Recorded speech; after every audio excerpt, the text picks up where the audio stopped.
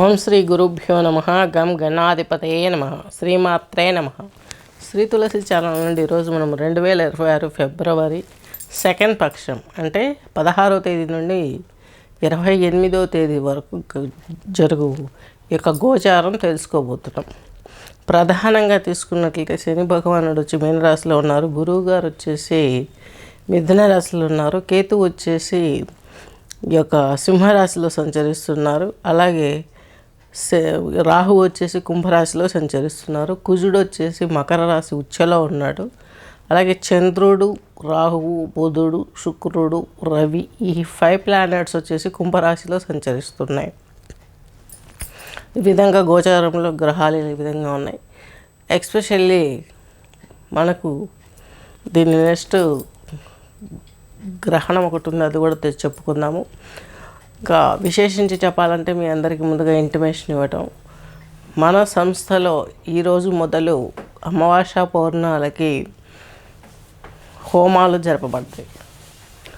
ఈ హోమం ప్రైస్ కూడా మీరు బేర్ చేయగలిగినంత ఉంటుంది, 4,000 ఉంటుంది.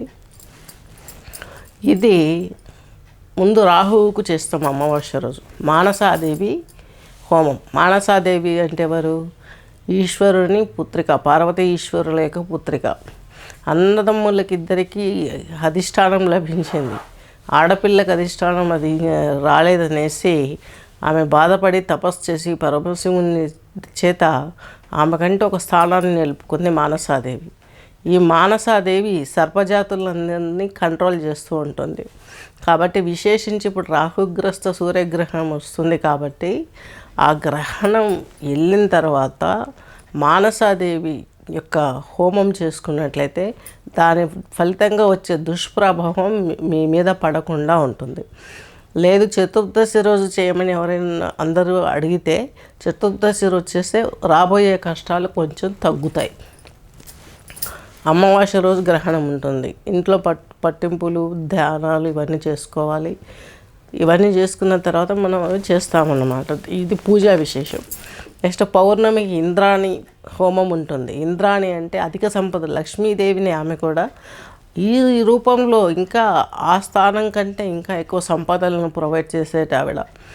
అలాగే శుక్రునికి సంబంధించిన దేవత కాబట్టి వివాహాది కార్యక్రమాలు, అలాగే డైమండ్స్, ఎడ్యుకేషను, స్కిన్, మనకి యొక్క స్పెసిఫిక్గా టెక్నాలజీ ఈ రంగాలలో ఉన్న వారికి మొత్తానికి కూడాను, భూములు, అలాగే రాజకీయ రంగాలు, వీటిల్లో ఉన్నటువంటి ప్రతిభలన్నీ వెల్లివిరవేయాలంటే ఈ ఇంద్రాణి యొక్క హోమం పౌర్ణమి రోజు చేసుకోవడం చాలా విశేషం.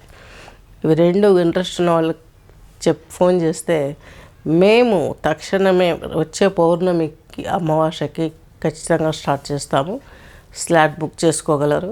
నెక్స్ట్ వచ్చేసి కన్యారాశి, కన్యాలగ్నం వాళ్ళని తీసుకున్నట్లయితే మీకు 6వ ఇంట్లో 5 గ్రహాలు ఉన్నాయి. అవి ఏంటి తీసుకున్నట్లయితే రాహువు, బుధుడు, రవి, శుక్రుడు, చంద్రుడు. చంద్రుడు ఈరోజే ఉంటాడు, మరలా రాశిచక్రం మొత్తం తిరుగుతుంది. కానీ ఈరోజు వరకు తీసుకున్నట్లయితే 16వ తేదీ 17వ తేదీకి 16కి ఆయన ఈ 2.5 days కూడాను కుంభరాశిలోనే ఉంటారు. ఈ టైంలోనే గ్రహణం కూడా పడుతుంది, అది కూడా చూద్దాము.